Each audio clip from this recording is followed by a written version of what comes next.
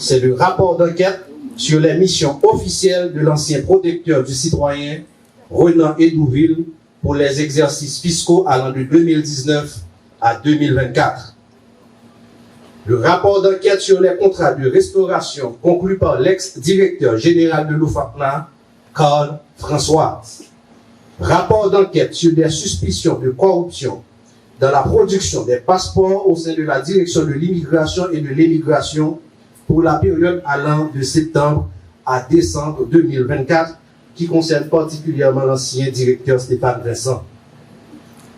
Rapport d'enquête sur l'utilisation des frais supplémentaires exigés des demandeurs de passeport pour la période allant du 1er janvier au 31 décembre 2023. Et les deux autres rapports sont des rapports régionaux. C'est le rapport d'enquête sur les allégations de corruption faites à l'encontre de certains employés et cadres du centre de réception et de livraison de documents d'identité de ces morts. Et enfin, le rapport d'enquête concernant le chef du service de l'enregistrement et des opérations domaniales à la direction départementale des impôts du centre DDIC, Gerline Joseph. Haïti vit l'un des pires moments de son existence. Un reculement démocratique inquiétant, une instabilité institutionnelle préoccupante, une crise sécuritaire étouffante, une situation humanitaire déshumanisante. Nos enfants, nos jeunes, nos filles, nos femmes sont tués, violentés, humiliés. Malgré ce tableau noir, triste, sans pitié, les opérateurs de la corruption continuent de multiplier les stratégies dans quasiment toutes les sphères de l'État afin de piller, de détourner, de saigner le trésor public avec le même cynisme et la même arrogance que les bandits armés. Que ceci soit clair, de notre lieu à l'UNCC, nous ne faisons aucune différence entre ceux qui nous terrorisent, qui assassinent la population civile, et ceux qui nous volent et qui s'enrichissent illicitement.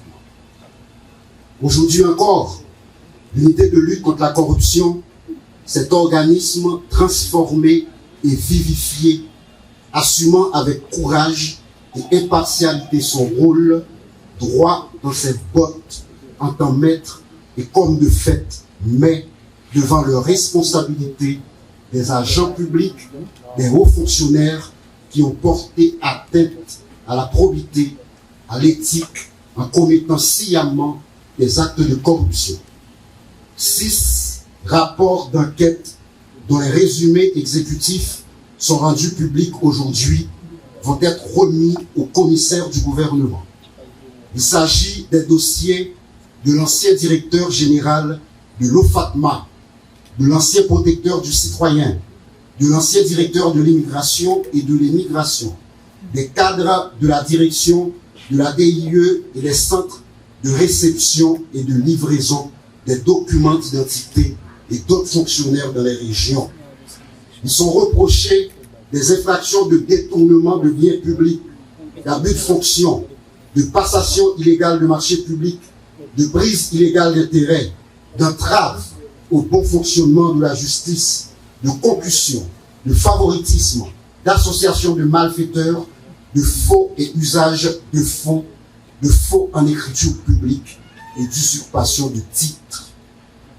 Ces faits graves qui contreviennent aux valeurs sociales protégées ont été minutieusement documentés par nos enquêteurs aguerris, professionnels et compétents. Je voudrais à cette phase saluer le sens de l'engagement, le patriotisme, la résilience et la solidarité de ces hommes et femmes de l'ombre qui réalisent sous ma direction ce travail historique. Par leur œuvre, nous sommes en train de donner un autre espoir à ce pays. Ils font partie de ce groupuscule qui brandit très haut et avec fierté l'honnêteté et l'intégrité de la vie publique. De tels résultats, par ailleurs, ne sauraient être possibles sans le soutien combien précieux de nos partenaires techniques et financiers, notamment l'ONUDC. Leurs experts forment régulièrement nos enquêteurs qui sont plus que jamais mieux outillés pour conduire cette lutte acharnée. Je veux les remercier en ce sens. Par ailleurs, l'UNCC veut saluer dans ce contexte très difficile les récents efforts de la justice dans certains dossiers de corruption qui tendent à lancer des signaux clairs de l'existence de magistrats qui ne s'alignent pas dans cette tendance générale de banalisation, de normalisation et d'institutionnalisation des actes de corruption. Il est plus que jamais nécessaire que ce bras technique mais autonome que nous sommes pour la justice, qui doit certainement rester indépendante, soit plus sollicité, car ce domaine est complexe et spécialisé. C'est d'ailleurs dans cette compréhension que l'État haïtien a créé l'unité de lutte contre la corruption. Par ailleurs, je note avec espoir la publication récente du décret portant création du pôle judiciaire spécialisé qui traitera des crimes financiers. Je porte aussi l'espoir que ce pôle sera rapidement rendu opérationnel et doté de ressources suffisantes et de magistrats compétents spécialisés en la matière et notamment reconnus pour leur intégrité et leur impartialité.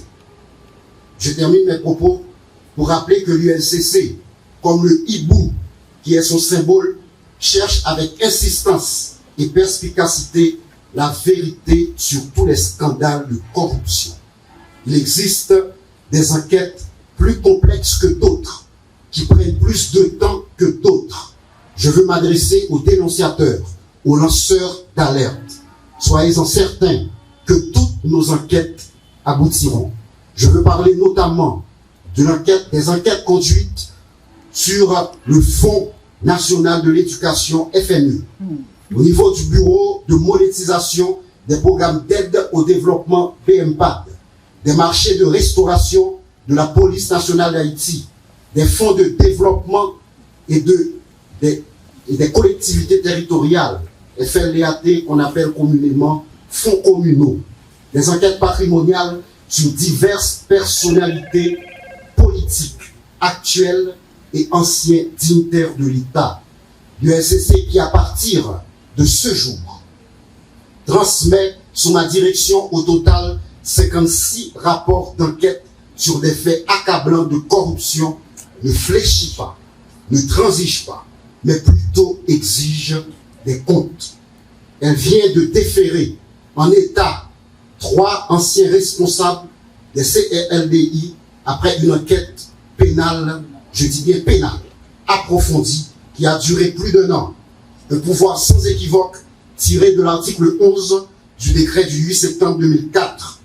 Pour les suites réservées à ce dossier, ainsi qu'aux autres, les yeux sont rivés sur le parquet de Port-au-Prince qui, comme l'UNCC, exécute la politique anticorruption de l'État.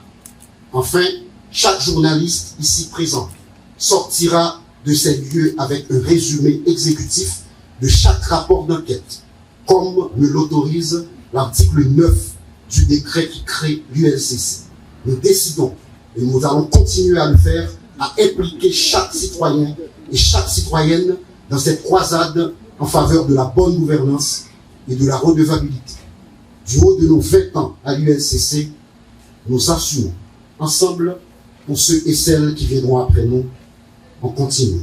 Merci beaucoup.